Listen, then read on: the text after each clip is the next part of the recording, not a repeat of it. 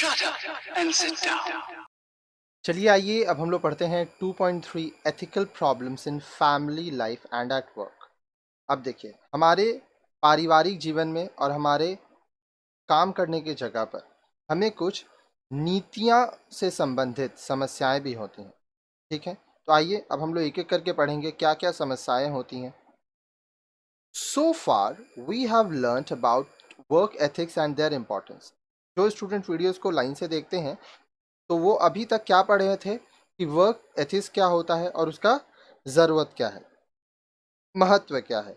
Now let us discuss some of the ethical problems commonly faced by us when we visit any workplace where workers। अच्छा, लेकिन जब हम लोग किसी ऐसी जगह जाते हैं जहाँ पर हम लोगों को काम करना है, वो हमारा वर्क प्लेस है, तो वहाँ पर हम लोगों को क्या क्या नीति संबंधी समस्याएं होती हैं, आइए अब हम लोग उसके बारे में बात करते हैं। Where workers are irregular and lack punctuality. जहाँ पर जो कार्य करता है, वर्कर्स है, वो इरेगुलर है, नियम से ऑफिस नहीं आ रहे हैं, नियम से काम नहीं कर रहे हैं। लैक पंचुअलिटी, समय के पाबंद नहीं है, ऑफिस लेट से आते हैं। Where workers are rude and impolite. जहाँ पे जो वर्कर्स हैं, जो कार्यकर्ता हैं, वो रूखे हैं, उनको बात करने नहीं आता, बहुत ही कड़वा बोलते हैं। आप कभी कभी देखते होगे ऑफिस में कुछ लोग ऐसे होते हैं, हमेशा रूडली बात करेंगे, उनके संग काम करने का मन नहीं करता है, पूरा माहौल वो लोग खराब कर देते हैं। Have इनएडिक्वेट knowledge and skill. जहाँ पर जो कार्यकर्ता हैं उनके पास ज्ञान और कौशल की कमी होती है। Where workers waste resources. जहाँ पर जो कार्यकर्ता है वह संसाधनों को इस्तेमाल गलत तरह से करते हैं, संसाधनों को बर्बाद करते हैं। Where workers disregard rules and regulations. जहाँ पर जो कार्यकर्ता है वह नियम जो होते हैं, नियम कानून, उनकी धज्जियाँ उड़ा देते हैं। बहुत जगह ऐसा है, आप देखते होंगे लोग नियम कानून नहीं मानते हैं, पर यह गलत है। Where workers disrespect the task at hand. जहाँ पर कार्यकर्ता अपने काम का आदर नहीं करते। Where workers are disloyal. जहाँ पर कार्यकर्ता वफादार नहीं है। अब देखिए, ये बहुत ही महत्वपूर्ण पॉइंट्स है। ठीक है, तो इनको अब हम लोग एक एक करके विस्तार में पढ़ेंगे और ध्यान रखिएगा, आप अपने जीवन में नियम बनाइए, नीतियां बनाइए और उनका पालन जरूर कीजिएगा। आइए स्टार्ट करते हैं। A, irregularity and lack of punctuality. अनियमितता व समय के पाबंद ना होना। अब देखिए, जो लोग समय का इज्जत नहीं करते हैं, जो लोग नियम से काम नहीं करते हैं, वो अपने लिए बहुत खतरनाक भविष्य बना रहे हैं, उनके संग बहुत गलत हो सकता है। अगर आप जॉब कर रहे हैं तो आपको जॉब से निकाल देगा, ज़िंदगी आपका बहुत मुश्किल हो जाएगा। अगर आप बिजनेस कर रहे हैं और अच्छे से बिजनेस नहीं कर रहे हैं तो भी आपको प्रॉब्लम होगा। Irregularity and lack of punctuality are problems which you encounter frequently in any work situation. आप कहीं पर भी देखेंगे जहाँ पे आप लोग काम करते हैं, वहाँ पे कुछ लोग ऐसे ज़रूर होंगे जो कि अनियमित होंगे, रेगुलर ऑफिस नहीं आएंगे, टाइम पे काम नहीं करेंगे। जो लोग लैक ऑफ पंक्चुअलिटी, समय के पाबंद नहीं होंगे, तो ये बहुत ही बड़ी समस्याएं होती हैं ऑफिस में। Look around yourself and you may come across people who get up late in the morning and are unable to send their children to school on time. अपने आसपास देखिए, आप ज़रूर देखेंगे कि कुछ लोग ऐसे हैं जो सुबह देरी से उठते हैं और उनके जो बच्चे हैं उनको वो स्कूल नहीं भेज पाते हैं समय पे। They may also not be able to provide their family members with proper meals and have disorganized homes due to their irregular behavior and lack of punctuality.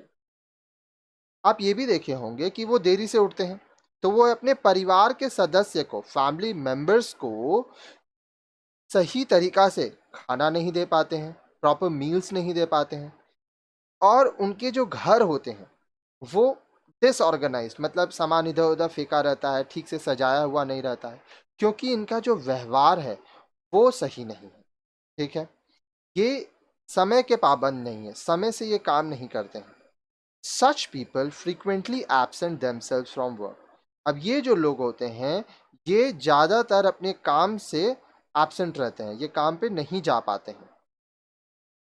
Others like to come in late and leave early as a matter of habit or right. अब कुछ ऐसे होते हैं जो देरी से आते हैं या तो काम से जल्दी निकल जाते हैं, ये उनकी आदत बन जाती है और उन्हें लगता है कि ये उनका अधिकार है। Some workers are never found at their seat during working hours. अब कुछ कुछ ऐसे एम्प्लॉयज़ होते हैं, कर्मचारी होते हैं जो काम के समय पे अपने सीट पर, अपनी जगह पर मिलते ही नहीं है। You may have witnessed the inconvenience caused to the public wanting to pay bills when counter clerks are either late or not found at their seat in banks, post offices and telephone and electricity offices. आप देखे होंगे कि bank में, post office में, telephone और electricity office में आप line में खड़े हैं, ठीक है, और सीट पे कोई है ही नहीं जो आपसे पैसा लेगा। अब आज के ज़माने में तो ऑनलाइन ट्रांजैक्शन आ गया है, बहुत सारे माध्यम हैं, जैसे आप भीम यूपीआई यूज़ कर सकते हैं। भारत सरकार ने भी बहुत सारे आपको माध्यम दिए हैं, लेकिन पहले लोगों को लाइन लगा के पेमेंट करना होता था, तो उस समय काउंटर में क्लर्क नहीं होता था, तो बहुत लोगों को समस्याएं होती थी। The irresponsible behavior of such people spoils the discipline of the work environment, set bad examples, causes inconvenience to the public and lowers the image of the organization. अब ये जो लोग होते हैं, जो कर्मचारी है, इनका जो व्यवहार है वो बहुत ही गलत है, ठीक है, गैर जिम्मेदाराना व्यवहार है। इसके वजह से जो काम का वातावरण है, वो वहाँ का जो नियम है वो खराब होता है, वातावरण खराब होता है। ये लोग गलत उदाहरण देते हैं लोगों के सामने, जो आम जनता है उन लोग को बहुत परेशानी होती है, और जो व्यवसाय है, जो ऑर्गेनाइजेशन है, उसका जो इमेज है लोगों के नज़र में वो खराब हो जाता है, और आस्ते आस्ते जो व्यवसाय है वो नुकसान में आ जाता है।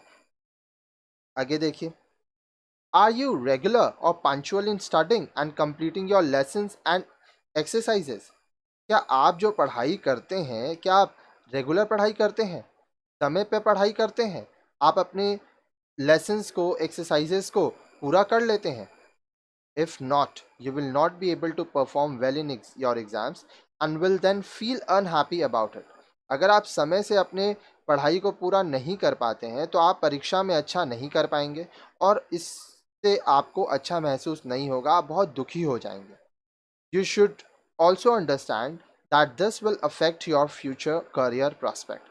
आपको ये भी समझना होगा कि अगर आप अच्छे से नहीं पढ़ते हैं, आपका मार्क्स अच्छा नहीं आता है और आपको जानकारी नहीं रहती है, ज्ञान नहीं रहता है, तो इससे आपका जो भविष्य है वो भी अंधकार में चला जाएगा और आपको बहुत परेशानियां होंगी। आगे देखिए, रूड एंड इम्पोलाइट बिहेवियर।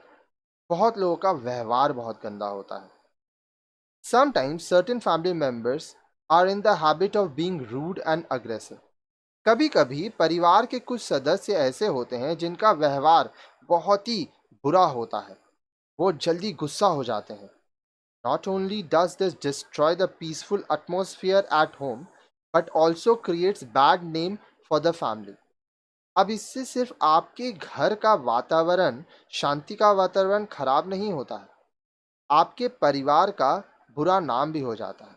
उदाहरण के लिए आप अपने आसपास देखिए या अपने घर पे ही देखिए, अगर आपके घर में लड़ाई झगड़ा होता है, लोग चिल्लाते हैं, गुस्सा करते हैं, तो इससे आपको बहुत खराब लगता होगा। तो आपके घर में जो शांति का माहौल है, पीसफुल एटमॉस्फेयर, ये तो खत्म, डिस्ट्रॉय हो गया। साथ ही साथ आसपास में जो पड़ोसी हैं वो भी आपके परिवार को बुरे रूप से देखते होंगे, और यही चीज़ आप भी करते होंगे अगर आपका पड़ोसी बुरी व्यवहार करता है सबसे। How would you react when the clerk at an office counter does not listen to your request carefully, telling you that he is busy and asks you to come later? मान लीजिए आप जाते हैं किसी ऑफिस काउंटर में, वहाँ पे जो क्लर्क है वो आपकी बातों को ध्यान से नहीं सुनता है, वो बोलता है मैं बिजी हूँ, बाद में आना। आपको कैसा लगेगा उस समय, आप कैसा रिएक्ट करेंगे? Would you like to associate with a colleague in your office who refuses to do her part of the work, talks rudely, misbehaves with other colleagues, and is always in aggressive mood. क्या अपने office में आप किसी ऐसे सहकर्मी के साथ काम करना चाहेंगे या पसंद करेंगे जो कि हमेशा गुस्सा से बात करता है, बुरा व्यवहार करता है दूसरे कलीग्स के साथ, या हमेशा अग्रेसिव मूड में रहता है कि अभी लड़ लेगा? Rude and impolite behavior of staff can be quite disturbing and embarrassing for an organization.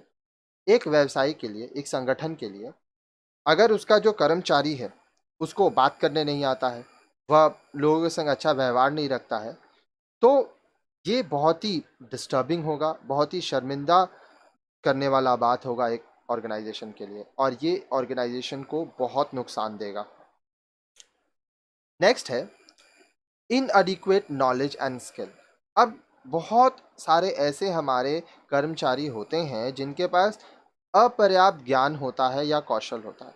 अब देखिए, काम करने के लिए आपके पास नॉलेज होना चाहिए, स्किल्स होना चाहिए, लेकिन बहुत सारे ऐसे भी लोग होते हैं तो जो जिनके पास ज्ञान नहीं होता है, अच्छा स्किल्स नहीं होता है।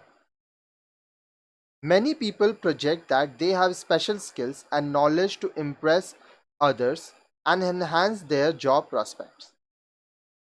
बहुत लोग ऐसा दिखाते हैं कि उनके पास कोई विशेष कौशल है, स्पेशल स्किल्स है, नॉलेज है, ताकि वह दूसरे को इम्प्रेस कर सकें, प्रभावित कर सकें, और उनका जॉब प्रोस्पेक्ट्स है वो बढ़ जाए। ठीक है, suppose you have to access to a computer but do not know how to operate it, yet you insist on operating it. Who would be responsible if it gets spoiled?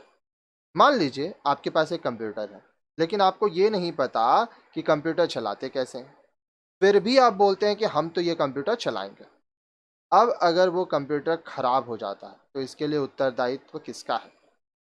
Many people claim to be qualified doctors and treat patient for illness about which they know nothing.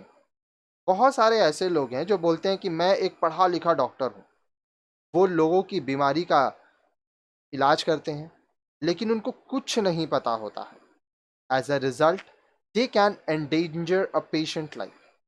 तो इससे क्या होता है कि जो patient है उसकी उसका जो जीवन है वो खतरा में आ जाता है।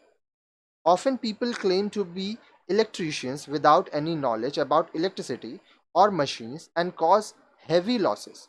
बहुत बार ऐसा होता है, आम लोग बोलते हैं कि हाँ मैं इलेक्ट्रीशियन हूँ, उनको इलेक्ट्रिसिटी के बारे में नॉलेज नहीं होता है, मशीन्स के बारे में नॉलेज नहीं होता है। तो इससे क्या होता है, बहुत बार वो लोग मशीन ख़राब कर देते हैं, बहुत बार खुद को ही चोट पहुंचा लेते हैं, तो काफ़ी इससे नुकसान हो जाता है। आगे क्या बोल रहा है देखिए,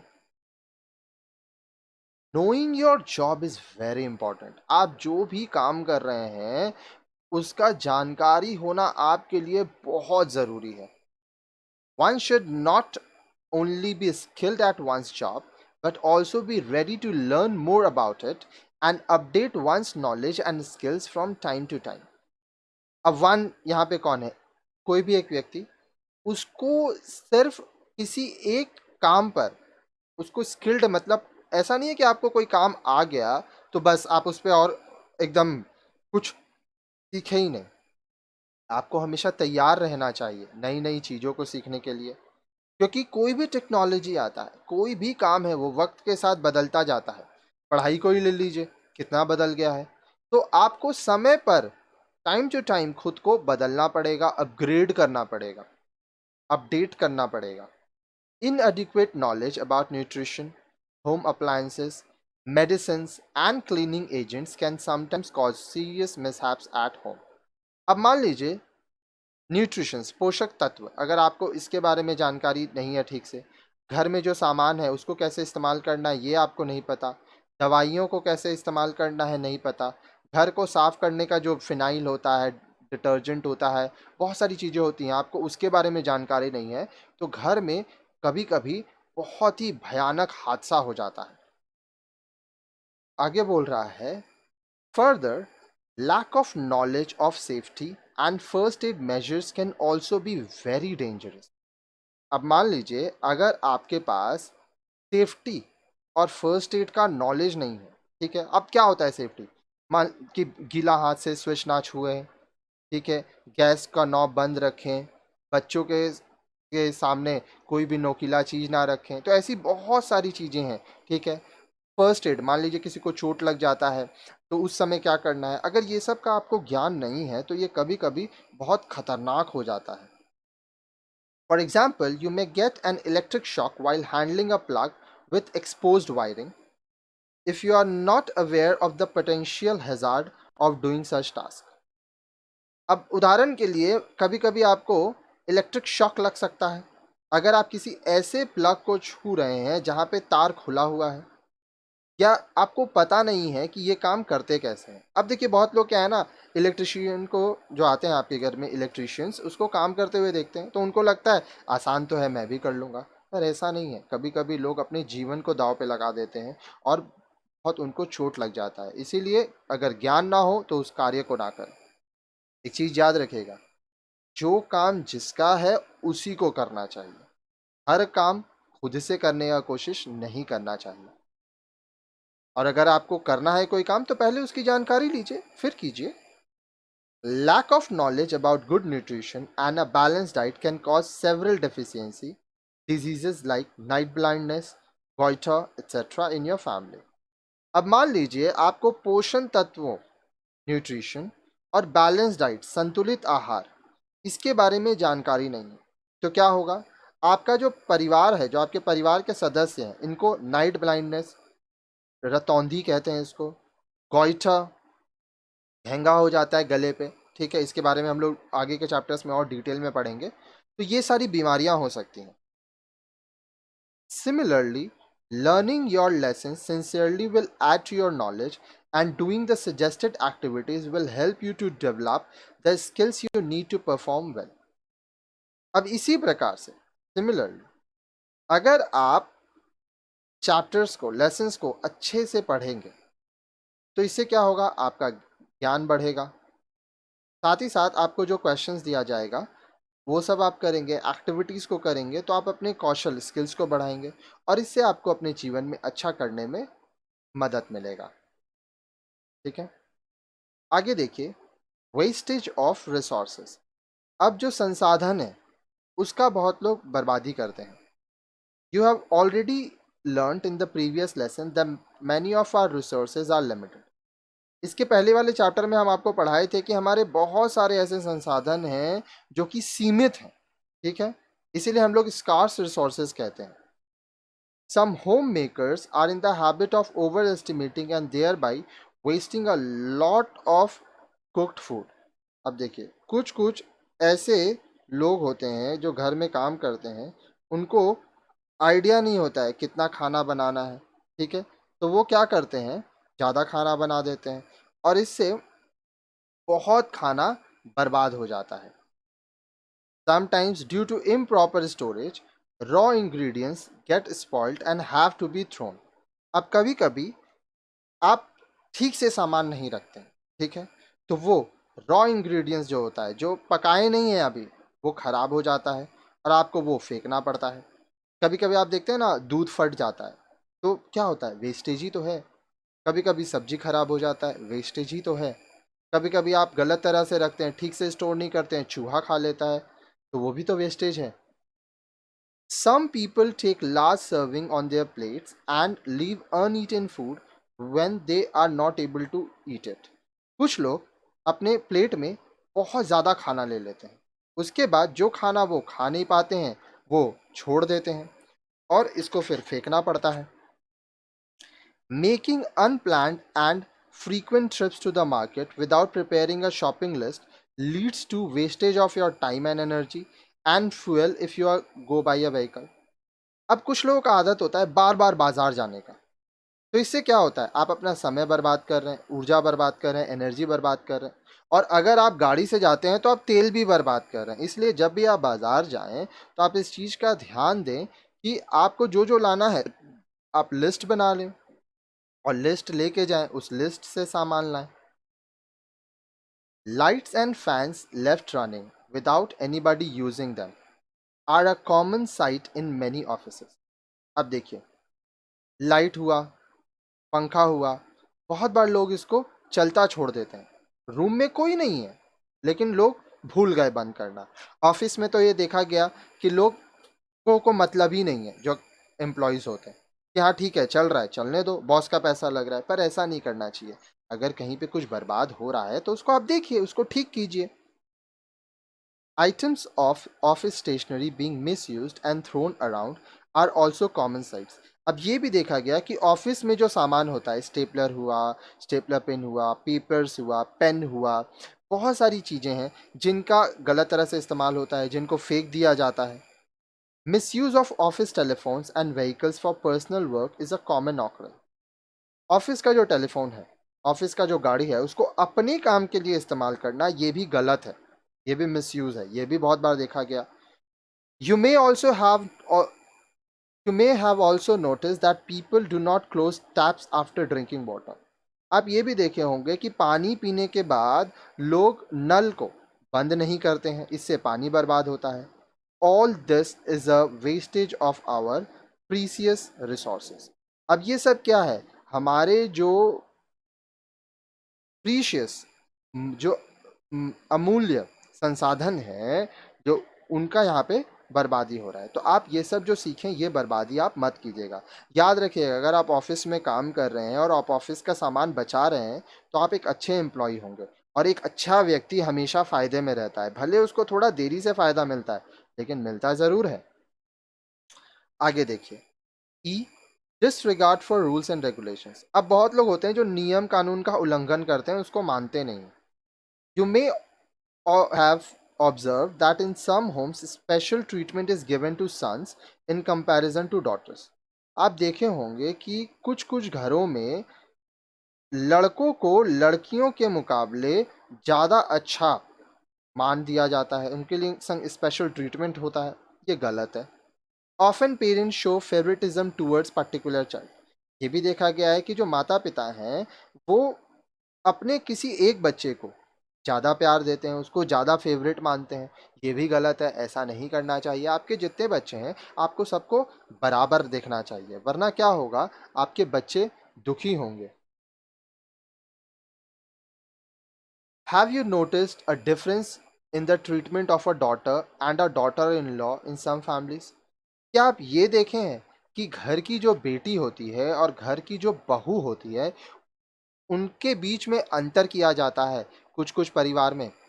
In certain situations, mentally and physically challenged individuals are discriminated among normal ones, both at home and outside. कुछ कुछ परिस्थितियां ऐसी भी होती है जहां पे मानसिक या शारीरिक रूप से जो दिव्यांग लोग होते हैं, उन लोगों के संग घर में भी और बाहर में भी भेदभाव किया जाता है। Some people consider disregard for family norms and culture as a sign of modernity. अब कुछ लोग ऐसे होते हैं जो खुद को ये दिखाना चाहते हैं कि हम आधुनिक ज़माने के हैं, मॉडर्न हैं, इसलिए वो घर के नियम को, घर के संस्कृति को नहीं मानते हैं। Can you give us some more example? क्या आप ऐसे ही कुछ और उदाहरण दे सकते हैं? सोचिए, अपने कॉपी में लिखिए। आगे देखिए क्या बोल रहा है। In many work situations one find that the rules and regulations laid down for maintaining discipline, good employer employ relationship and team spirit are disregarded. बहुत सारे काम करने की जगह पर यह देखा गया कि नियम कानून को लागू किया गया, ठीक है, डिसिप्लिन मेंटेन करने के लिए कहा गया, गुड एम्प्लॉयर एम्प्लॉय रिलेशनशिप हो, टीम स्पिरिट बना रहे, लेकिन लोग इसका बात नहीं मानते हैं, उल्लंघन करते हैं, ठीक है। ये देखा गया कि लोग अनुशासन के साथ काम नहीं कर रहे हैं, जो एम्प्लॉयर है एम्प्लॉई है उनके बीच में संबंध अच्छा नहीं है, लोग टीम में काम नहीं कर रहे हैं, तो ये गलत है। This is usually observe when promotions are given out of turn और द मैनेजमेंट शोज फेवरेटिज्म। अब ये कब होता है, जब जो प्रमोशन है, ठीक है, जिसको मिलना चाहिए उसको नहीं मिला, या मैनेजमेंट जो है वो किसी एम्प्लॉय को फेवरेट मान लेता है। देखिए, ये गलती मत कीजिएगा। आपके यहाँ जितने भी एम्प्लॉय हैं, जो जैसा काम करेगा उस हिसाब से उसको प्रमोशंस मिलना चाहिए। In some workplace, you may find that people are discriminated against because of their caste, sex, and और फिजिकल हैंडीकैप. कुछ कुछ काम करने के जगह पे आप ये भी देखेंगे कि लोगों को उनके जाति के वजह से, सेक्स लड़का है कि लड़की है, शारीरिक फिजिकल हैंडीकैप की वजह से, ठीक है, विकलांगता की वजह से भेदभाव होता है. In many cases women and children are paid less than man for the same job. बहुत जगह ऐसे भी देखा गया है कि जो औरतें हैं, जो बच्चे हैं, उनको पुरुषों के मुकाबले कम पैसा दिया गया है. काम एक ही कर रहे हैं लेकिन पैसा कम दिया जा रहा है बच्चों को, औरतों को. Employing children in hazardous industries like manufacture of firecrackers, chalk, etc., despite strict government regulation, is also unethical. अब देखिए, सरकार तो बोलता है कि बच्चों से काम नहीं करवाना चाहिए. अगर करवाना भी बहुत मजबूरी भी हुआ तो जहाँ पर बहुत खतरनाक काम है वहाँ पे तो उनसे काम नहीं करवाना चाहिए, ठीक है, जोखिम नहीं दिखाना चाहिए. लेकिन फिर भी जहाँ पे पटाखों की दुकान होता है, मैन्युफैक्चरिंग होता है, चौक बनता है, वहाँ पर भी बच्चों से काम करवाया जा रहा है. ये सही नहीं है, अनैतिक है, अनएथिकल है. Some students do not complete their assignment themselves and get them done by others or copy other students' work. अब कुछ स्टूडेंट्स क्या करते हैं, वो जो अपना असाइनमेंट है वो खुद नहीं बनाते हैं, वो या तो किसी और से बना लेते हैं या किसी और स्टूडेंट का कॉपी कर लेते हैं. Besides this, you may have observed some people cheating during examination. इसके साथ साथ आप ये भी देखे होंगे कि कुछ लोग ऐसे हैं जो कि परीक्षा में चीटिंग करते हैं, नकल करते हैं. ये भी गलत है. This is against the rules and procedures laid down by the examining body and therefore not ethical. अब ये जो है नियम कानून बनाए गए हैं कि आप चीट नहीं कर सकते हैं, इस गलत गलत नियम चीज़ें आपको नहीं करनी चाहिए, ठीक है. लेकिन अगर फिर भी आप चीट कर रहे हैं, अपना असाइनमेंट खुद नहीं बना रहे हैं, किसी और का कॉपी कर रहे हैं, तो इससे आप क्या कर रहे हैं, इससे आप धोखा दे रहे हैं, खुद को भी और अपने टीचर्स को भी. Disregard of rules and regulations often leads to serious situation at home and in workplace. अगर आप नियम कानून को नहीं मानेंगे तो इससे आपको बहुत ही गंभीर परिस्थितियों का सामना करना पड़ सकता है, घर पे भी और काम में भी. हो सकता है आपको काम से निकाल दिया जाए, हो सकता है घर का माहौल बहुत ख़राब हो जाए जो कि आप नहीं चाहते हैं. कोई नहीं चाहता है कि उसके घर का माहौल ख़राब हो. सब सुखी रहना चाहते हैं, खुश रहना चाहते हैं. Next, disrespect for the job. अब बहुत लोग अपने कार्य के प्रति सम्मान नहीं रखते हैं, असम्मान करते हैं, ठीक है. Oh, I am only a housewife, I don't work, I am just a simple clerk. बहुत औरतें बोलती हैं, अरे मैं तो सिर्फ एक हाउस वाइफ हूँ, ठीक है, मैं तो काम नहीं करती हूँ. या बहुत लोग बोलते हैं, अरे मैं क्या है, मैं तो एक सिंपल क्लर्क हूँ, और क्या हूँ. Have you come across people who feel ashamed about the job they are doing and talk like this? क्या आप कभी ऐसे लोगों के से आपका सामना हुआ है जो कि अपने काम को लेके शर्मिंदा होते हैं और इस तरह से बोलते हैं? You must have wondered why they feel ashamed. आप ये सोचे होंगे कि वो ऐसा क्यों सोचते हैं, वो अपने काम को लेके क्यों शर्मिंदा है. देखिए, ये तो आप बहुत लोगों से सुने होंगे कि कोई भी काम छोटा नहीं होता है, लेकिन असल ज़िंदगी में आप देखेंगे कि लोग अपने काम का इज्जत नहीं करते हैं. बहुत कम लोग ऐसे हैं जो अपने काम का इज्जत करते हैं. लेकिन याद रखिएगा, अगर आप जो कर रहे हैं आप उसका इज्जत करना चालू कर देंगे तो आप जीवन में बहुत कामयाब बनेंगे. In our society, it is a common practice to consider some jobs respectable and other less respectable, some jobs high and other lowly. हमारे समाज में ये देखा गया है कि कुछ सम जॉब्स उनको सम्मानजनक माना जाता है और कुछ को कम सम्मानजनक, ठीक है. साथ ही साथ कुछ को ऊंचे दर्जे का नौकरी और किसी को निचले दर्जे का नौकरी माना जाता है. As a result, many people, despite enjoying their work, do not want to tell others about it for the fear of being looked down upon. अब इससे क्या होता है, बहुत सारे लोग जो कि अपने काम से खुश हैं लेकिन फिर भी लोगों को अपने काम के बारे में नहीं बताते हैं क्योंकि उनको ऐसा डर लगता है कि अगर मैं बता दूंगा तो लोग मुझे नीचा समझेंगे, मुझे तुच्छ नज़र से देखेंगे. A housewife's contribution to the successful running of a home is not given due respect by her family and the society in general. अब एक जो गृहिणी होती है, हाउसवाइफ होती है, वो घर चलाने में उनका काम बहुत महत्वपूर्ण होता है। आप एक बार सोच के देखिए, अगर आपके घर में आपकी मम्मी सारा काम कर रही है, सोचिए अगर आपकी मम्मी काम नहीं करती तो क्या होगा। लेकिन बहुत सारे परिवार होते हैं, ठीक है, जहाँ पे औरतों को सम्मान नहीं मिलता है। समाज में भी एक हाउसवाइफ को इज्जत नहीं मिलता है, और ये बहुत गलत है। Let us take another example. A man selling drinking water on the roadside should feel proud of doing so. अब एक और उदाहरण लीजिए।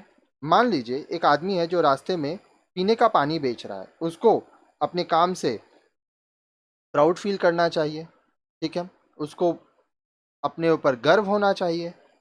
Similarly, the passerby must not feel that supplying drinking water on the roadside is a job to be looked upon down upon. साथ ही साथ जो लोग सामने से जा रहे हैं, उनको ये नहीं सोचना चाहिए कि पीने का पानी बेच रहा है रास्ते में तो ये काम छोटा है। As a student of home science, you should respect your course as it is multi disciplinary, practical and career oriented. अब आप क्या हैं? आप गृह विज्ञान के छात्र हैं, ठीक है, तो ये आपको अपने कोर्स का सम्मान करना चाहिए, क्योंकि ये मल्टी डिसिप्लिनरी है, इसमें बहुत सारी चीज़ें आप सीख रहे हैं, ठीक है, प्रैक्टिकल है। आप अपने आसपास में जो चीज़ मैं पढ़ा रहा हूँ आप देख पा रहे होंगे, आप सोच पा रहे होंगे हाँ ऐसा तो होता है। साथ ही साथ ये करियर ओरिएंटेड है, आपको भविष्य में जो भी काम करना है उसमें आपको होम साइंस बहुत मदद करने वाला है। You must have realize the value of studying home science in the first lesson of your course. हमारा जो सबसे पहला चैप्टर था, आप उसी को पढ़ के समझ गए होंगे कि होम साइंस जो है वो बहुत ही महत्वपूर्ण है आपके लिए, और आगे तो आप बहुत सारी जानकारियाँ लेंगे, ठीक है, क्योंकि होम साइंस बहुत ही अच्छा चैप्टर है। It gives you a lot of thing, और ये सारे ज़िंदगी आपके काम आएगा। नेक्स्ट, डिसलॉयल्टी, विश्वासघात। Disclosing your family secret and maligning family members in public are considered signs of disloyalty to the family. अब देखिए, हर एक परिवार का कुछ ना कुछ भेद होता है, सीक्रेट्स होता है, तो इसको खोलना या लोगों के सामने अपने परिवार के सदस्यों को बदनाम करना, ये अपने परिवार के प्रति विश्वासघात है। Taking away common funds and setting up something of for your self interest is yet another way of being disloyal to one's family.